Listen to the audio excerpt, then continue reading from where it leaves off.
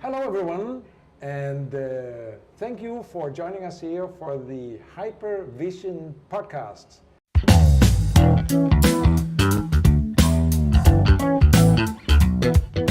Hypervision Podcast. Podcast da Hyper Island Brasil sobre educação, tecnologia e carreira.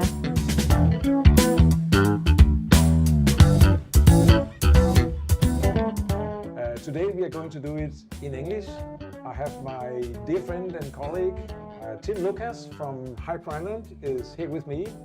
And actually we are making this podcast during a very interesting Hyper event here in São Paulo. And I'll have Tim explain a little bit about what is going on here actually these days. These are 3 very exciting days where Hyper has invited a lot of people to join some interesting sessions where we are working with skills and leadership and other very interesting topics. And well, actually, Tim, first of all, maybe you should just introduce yourself for the people who don't know you, and let's talk about what's going on here in São Paulo. Fantastic. I was just thinking it was funny us talking in English because even for 2 of us gringos living here in Brazil, it's funny how when we sort of see each other, which is not often enough, but when we do see each other, we probably spend more time speaking in Portuguese than we do in English. And I was just kind of thinking, it's going to be strange having a conversation with you in English. But so, along with you, I was one of the people that helped us to sort of set up Hyper Island here in America's, South America, 10 years ago? Yeah, something like that. And since then, we've sort of done a lot of great stuff together, work together. It's always fun to get the chance to talk to you, meet with you, do these podcasts. I was just reflecting, last time we did a podcast, I had a beer in my hand. I remember. So that might have helped the conversation to flow a little bit better than this time. But it's nice to be here today. We're here because of this masterclass that we're running around future skills. This is something we've been doing globally as Hyper Island. I've actually spent a lot of the last 3 or 4 months in Europe, which was great because we actually had 2 of these masterclass sessions in Europe. Oh, great. Which I can talk a little bit more about.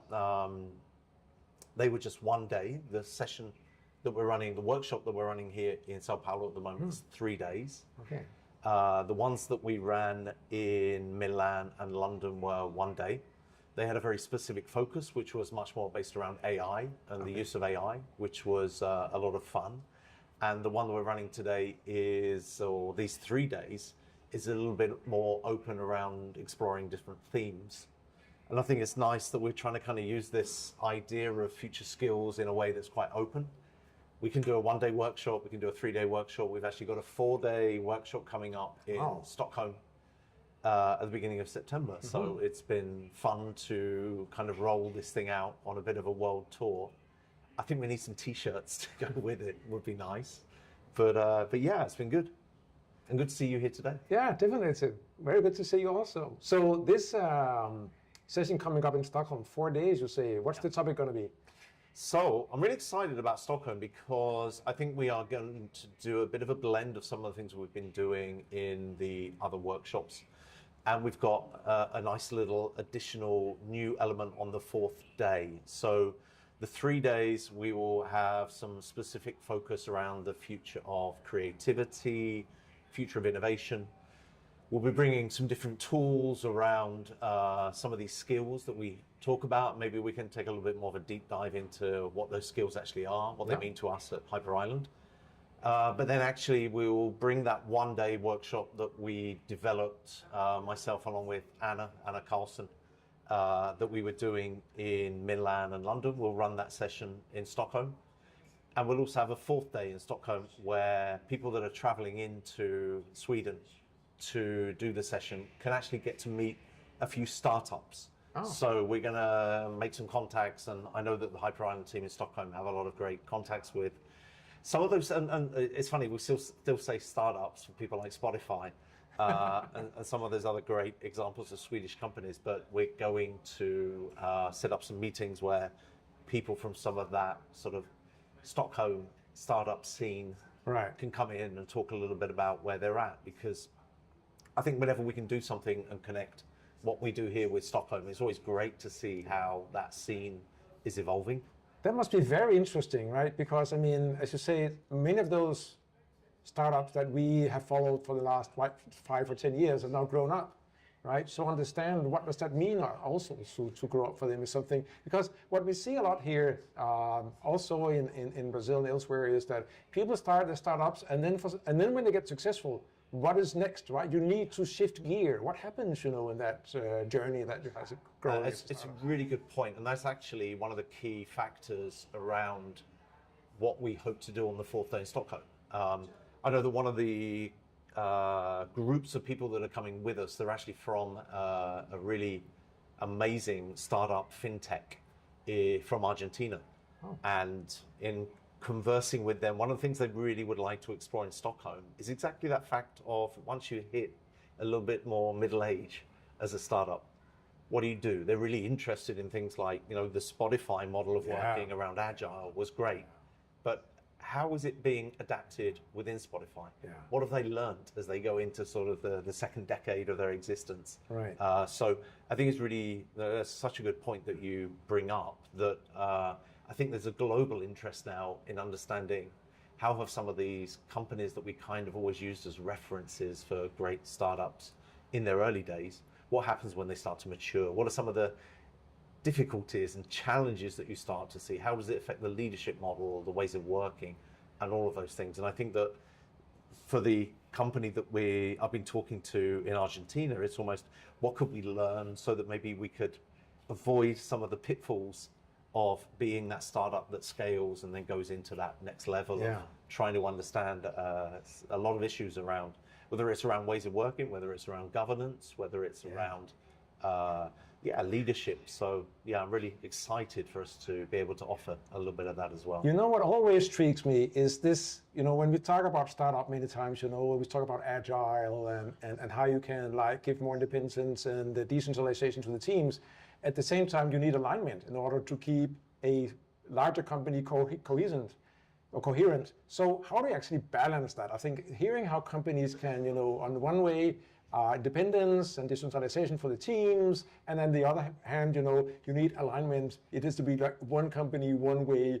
What is the right doses or balance of these two? Could be very interesting to hear. And I think also, what interests me when I look at that is, let's say, again, go back to this example of a company from Argentina, the cultural factors involved in that. Yeah. There are very different cultural factors about the ways of working.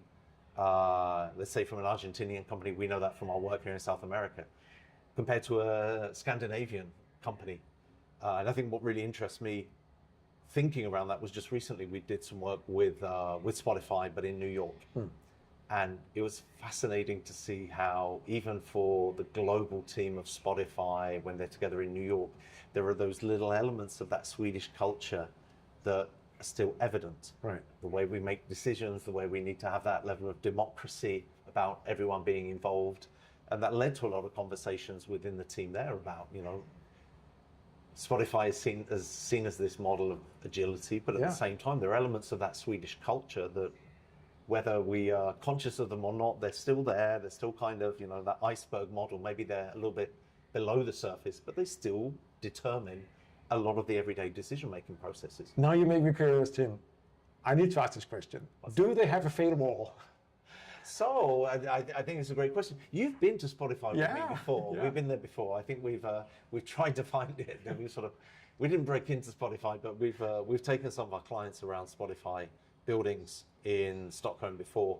And I know that some of it is myth, but there are a lot of those things that are real and they actually do exist. And maybe they don't always exist in the way that we have heard of them or been told of them, but never let the truth get in the way of a good story. But that's the interesting thing when you get to visit these people, because then you can really understand what is myth and what is reality, right? To understand that, because there's so many things floating around there, and I think what companies and people need to understand is what really works and which are the experiences that companies have. Absolutely. Yeah. And also, which are the myths that they want to continue to perpetuate? Which are the myths that are good? Which are the myths that help sell the company? What are the myths that attract talent? And something you also mentioned here, where I know it's very essential to the work that you're doing and the work that Hyper is doing right now, including also here on the masterclass here in Sao Paulo, are skills. Yeah. Right. So, I mean, how are you dealing with skills today? I mean, Hyper have launched this concept about meta skills some time ago, and where are you on this? How do you see skills developing and the importance of skills now and going forward? And I think maybe going back one step, into that why do I think it's an interesting time to talk about skills?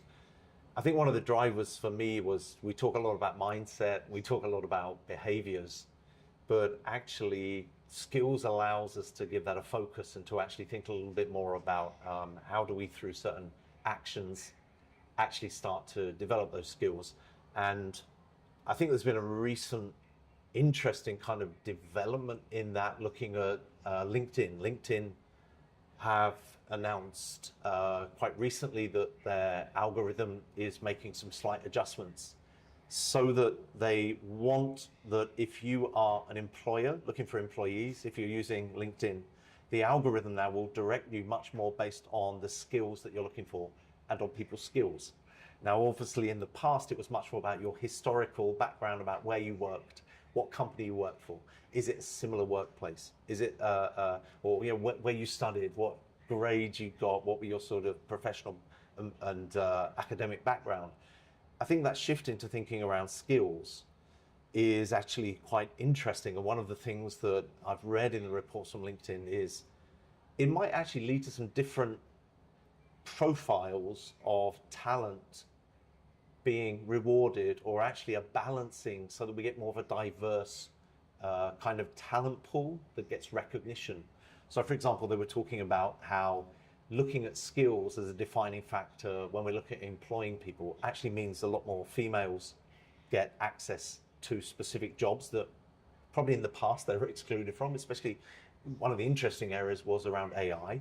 So actually saying when they're looking to employ people from AI, if you just looked historically at people's experience, a lot of women would be excluded. Yeah. But actually they have the skills. Yeah. We know that for the diversity that we need for AI to in any way be relevant or useful for society, yeah, it's actually a way in which women can get into the workplace and work in some of those roles. Another interesting thing was just thinking around people like me, and you don't look it, but people with more experience. When we look at skills in that way, a lot of people that potentially have that greater sort of experience in a workplace that probably have developed a lot of those future skills, those human skills, yeah, and those meta skills, as we like to call them at Hyper. Traditionally, they're going to be people that are a little bit older. And again, if we are hiring people just on their specific histories and, what was the last company you worked at, maybe some people with more experience actually get excluded. But if we shift the algorithm, or actually looking at skills and people having the right skills and some of those future required skills, then again, older people might actually get more of an opportunity in the workplace. So I think there's some really interesting changes that are happening, quite recently around that world of skills. So I think it's so interesting when you talk about skills, and it makes me remember, actually, I got this phrase from way back, that many companies, they hire for skills and fire for attitude. Where does that put skills actually, and how does that connect even with meta skills? I mean, because I guess the idea behind this is that people behave in a certain way, and that's perhaps more difficult to change, but skills you can learn over time. How does that fit into this change that LinkedIn is doing also? Yeah, I think it's a really good point. I think that, again, we like I said, I think that we've often focused on sort of just thinking around that mindset and talking about it in that way, which can often be a quite difficult thing to pin down. It can be quite sort of a fluffy concept. How do you measure it? Whereas I think if we're looking at skills, it's actually a lot more measurable. It's a lot more easier for us to understand it. But also just on that point, I think what those skills are or might be are also evolving. So I think that maybe, if we looked at what the skills were 10, 15 years ago, probably we're looking at a new set of skills that are going to be more relevant as we go into the future. And so when we think about the meta skills, I think we're thinking much more about them as skills you will need at that very human level so that you can build the technical skills on top. And I think in the past, that phrase around you get hired on your skills and you get fired on your attitude, I think more so today, the skills and the attitude are coming together, because that old model of you get hired for the skills, fired for the attitude, I think it was much more about the technical skills. And I think that the way we look at the meta skills almost are the attitude now. It's that desire to continue learning. It's about having that cognitive flexibility. It's about having that ability to think about futures in new and different ways. So I think there's maybe a slight shift happening there. So, I mean, talking about skills, when I look into LinkedIn today, I see, they have this possibility of actually putting up your certificates you have for doing this and that training. Yeah. Is it skills on that level? Is it skills that you can easily go out and take one or two classes or courses on Hyper Island or somewhere else, and then you put your certificate in there, and then that counts on the skills, and then that will be feeding the algorithm, or how will the skills actually work? How do you see it going forward? Yeah, I think that LinkedIn is still very much sort of exploring that, and I think that that will evolve and emerge over time. I think the way that we think about it here at Hyper is, we'll often talk about those skills as being muscles that you need to keep developing and working on over time. I think that, like anything, how we actually measure them is going to be a big question. How we actually, I love what you said there about, is it just a certificate that you want to put up to show other people? Or is it something that we can actually demonstrate and prove? And I think that, increasingly within the workplace, just our ability to actually bring them in on an everyday basis, and just, I think they're going to be measured to begin with a lot more qualitatively than quantitatively. But again, we'll see how that emerges. Oh, very, very, super interesting. Yeah. And how does that connect with the masterclass that Hyper is doing here in Sao Paulo? I guess skills is a very important part of it. Yeah, so when we're doing these masterclasses, I think from the very beginning, one of the things we wanted to do was, if we think around what are some of those sort of 5 or 6 core meta skills, as we call them. So, the way that we think about futures, future foresight, cognitive agility, resilience, creativity. If we look at those, then all the activities we're trying to run within these workshops, I think that we can see them connecting directly and indirectly with most of those core skills. And then there are other things that fit around it, such as systems thinking. I think in some way, you looked at them all, you'd say, oh, there's an element of systems thinking here. And I think that, as well as I do, if we're doing something at Hyper Island, we're not going to sit there and explain to you, you are now doing an activity in which you are developing this. It's about going through the activity. It's about then reflecting on it and thinking, what skills do I think I've developed by going through that activity? And then starting to think, how do I bring that into my everyday? How can I do this more? How can I train this? How can this be applicable to my reality, to my organization? Self-awareness. And self-awareness is probably the key to this, and is probably part of why we call them meta skills, because it's about metacognition. I think at the end of the day, and you know me, I love to talk about icebergs as the anthropologist, but if you're not able to bring some of those things to the surface, if you're not able to really understand why you're learning or how you're learning, I think it's very difficult for you to learn in new ways and in different ways, and to keep challenging yourself. So I think that, I spoke with the group here about, maybe I have a personal discomfort with using things like soft skills and hard skills, or power skills, I see them being called. I think soft skills always get feminized in a way which can sort of limit them. Power skills, me, a bit of an anarchist. I don't like to think that I'm giving people power in organizations, because they generally abuse it. Yeah. And I think that idea of sort of hard skills that comes with this very sort of masculine edge to it, I don't think it's about that. I think it's much more about, as you just said, that bit of metacognition, about raising our level of consciousness. And I think that, again, that fits into that idea of system thinking. I think that the greater consciousness you have on a system and how you affect the system, the better you probably are at working within that system in an age of total complexity and, as we said yesterday, a non-linear workplace. I think those are the kind of things we all need to develop. Fantastic, Tim. I think really, really interesting to hear your vision on how the view on skills is developing, on how skills is coming into the way that we find people and we find new talent for companies, how platforms are starting to tweak the algorithms to understand skills better. Your work and your thinking about this, I think, is super interesting, and I really encourage everybody that sees this podcast here to follow your work. And I understand you will be there in September in Sweden. I will be. And just actually thinking, when you were talking there, Jesper, we always kind of joke about what we learn with our kids. You know, you've got your kids, my kids. We always kind of, I think that we learn so much with them. And actually, one of the things that really interested me about this discovering and really kind of researching and exploring that kind of idea of these new skills and meta skills was seeing my own kids, the way they learn now. How do young, one of my boys is a teenager who's a big gamer, and I kind of see with him, his way of learning, his way of thinking is different. It's a way of learning that reflects a network society, which is very different from when I was at school, which was just keep throwing information and hope that it stays in your head so that when you're 40 years old, you'll be able to pluck it out of the ether and apply it. And I think that if I look at that gamer mindset and the way that my own son learns in that way of when I need that information, I need to know where I can get it. And so that I think that's also part of this kind of new way of thinking, a new way of learning. But also he's grown up, both my kids have grown up, thankfully, in a system where they don't just go and do history and then they do geography and then they do maths and there's no connection. That system's way of thinking, I think, is now much more prevalent within schools. My son has specific classes around metacognition, and the teachers in school actually bring it up and talk to him a lot about metacognition and him being able to understand how he learns.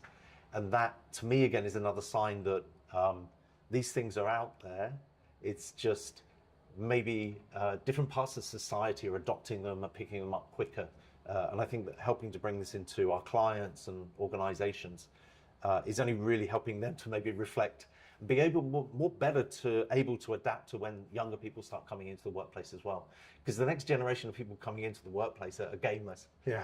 And they're just totally in that mindset. And I often reflect on just, I get used to hearing people complaining about this next generation of young people and, just we don't really understand them. But I think if I was a young person who could spend a lot of time online gaming or doing some, really interesting activities that challenge me, and I challenge myself in that environment, and then I have to go into traditional forms of education or traditional workplaces which kind of want me to fit into their mold, it's not going to work. It's just not going to work. I think you've actually just made a fantastic segue into what we could do in the next podcast, because, when we talk about skills, the next question would be, how do I acquire those skills? And then we move into learning and the future of learning and how that is changing. And I think it could be very interesting also to talk about not learning on normals in the fundamental school system, but business schools. What is happening with people spending years and years, and how do they use it afterwards, and what really has value? But let's keep that for the next podcast. Good to have something, Well, I can do a little spoiler. Yeah. No, just one little spoiler, because I think I put up a little slide here that we used yesterday when I was talking about, I think we talk a lot about intentionality as well. It's so important that we actually think about intentionality in this world where we've got brain rot and there's just so much sort of distraction, but also thinking again around systems. Intentionality in systems is everything. But I was talking yesterday, I think the latest edition of that Future of Work report from the World Economic Forum, they talk a lot about intentionality, and just one of the key things is going to be for workplaces to help people understand that any situation is an opportunity to learn. And actually, how do we encourage leaders, or how do we as organizations encourage people to think that we can learn in every context and every situation? And I think it's an exciting opportunity. How we do it, again, will be a challenge, but I'd love to explore that more with you. Fantastic. And one day you're going to tell me how you find the time to read all these interesting stuff that you're going through. But thanks a lot for sharing it with us. Really fantastic. And thanks a lot for coming here, Tim, and talking about skills and what Aprendizado is doing, and also the work that you're going to be part of in September in Sweden. And with that, I really just want to say thanks a lot for your interest. Thanks a lot for following us here on the Hyper Island, on the Hypervision podcast. And if you're interested in following us more, you can push the subscribe button and the little bell there, and then you will get an update every time that we come out with a new version of our podcast. So thank you very much for being with us today, and see you next time. That's it. Fantastic. Yeah.